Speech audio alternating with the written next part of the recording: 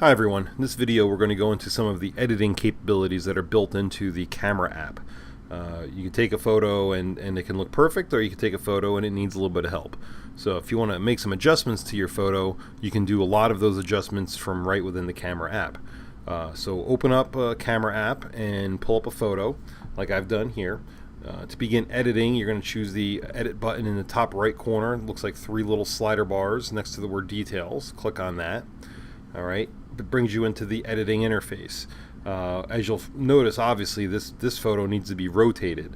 It's not facing the right direction, so what you're going to see here on the right hand side are your edit buttons that you can do different things with. The top button is the magic wand button. That's just a auto enhance feature. So if you just click on that, it does its own auto enhancement. Sometimes you'll see dramatic effects, sometimes the effects will be very subtle. But you can try that to see what that does for you. In this particular case, the next button down is going to give you options for straightening, cropping. So what we want to do here is we want to rotate. So you'll see in the top right corner is a little rotate button. You go ahead and click on that once. It rotates it to the proper, facing us the right way.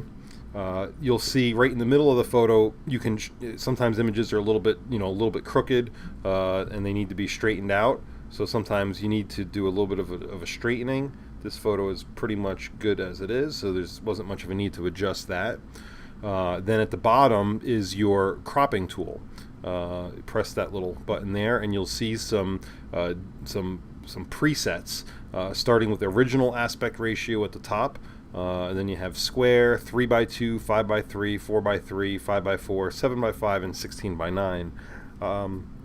The original aspect ratio is basically mirrors the screen shape of your iPad or your iPhone. So that is not a standard print aspect ratio. And if you wanted to have prints made, usually you're going to pick like a 4x6 is a standard print size. So the aspect ratio for 4x6 is actually brought down to a lower denominator, and it's 3x2. So we're going to pick 3x2. So if you need to make photos, you would want to change your aspect ratio to match the print size that you want to print. So in this case, if I wanted to make a 4x6 print, I would have picked the 3x2 aspect ratio. Now one thing that you'll notice a lot of times is that when you take a photo on an iPad, you fill the frame for the most part. And when you fill the frame, it doesn't give you a whole lot of room to crop. So in this example here, if I wanted to crop this down, it would be kind of tough, because without cutting off the bottom of the cake, I now am slightly cutting off the top bit of it right there, and there's no real way to fix that. So you kind of have to just make it fit the way you want it to fit. And then once you've adjusted it, you can say done, and then it'll save those changes. So the crop was made, the magic wand tool was used to enhance it a little bit, and those are some basic things. We rotated it, but there are other things that we can do here to edit this photo further. Alright, so what we're going to go into now is the next button, which is right in the middle, is like a filters button, right? So there are a lot of built-in filters that you can kind of click through and get a feel for the different looks. Again, very similar to things that you would find in Instagram. You can try different filters and see how they help. You can always bring it back to, say, none at the top, and then you get your original look right there. That's the filter button. The button below that is going to give you some controls over the lightness, the brightness of the image, the color saturation of the image, or a black and white mode. So let's click on the word light there, and you'll see here what this does is this gives you a slider that you can just roll your finger over and adjust some of the brightness levels of the image.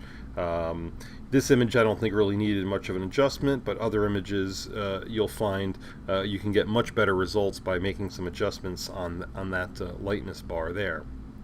Alright, once you've made any adjustments you want for there, you can choose the color option, and in color again you have the same kind of a slider, and as you go all the way up to the top, the colors become a little bit more saturated. When you scroll down to the bottom, you actually have less color, and it goes into almost a full black and white mode. I actually like, a little bit of a more saturated look here, so I'm actually going to leave that up towards the top to get a little bit more of a saturation to bring out those blues in the cake. All right, and then the last option is a black and white option, so that if you are working with a black and white photo, you can get different contrast looks and make some adjustments there. Again, unless you want your image to be in black and white, there's really no need to make any adjustments there. So what I'm going to do is go back and turn that off and go back to the color mode and just leave it at that. Once you've made those adjustments, you can always just click done, and that will save the image as you've made the changes. All right. If we go back into the edit mode, there is another option at the bottom for markup. So what you can actually do on this is you can actually add text to your image. And so what you have at the bottom, across the bottom, is the ways at which you can add text.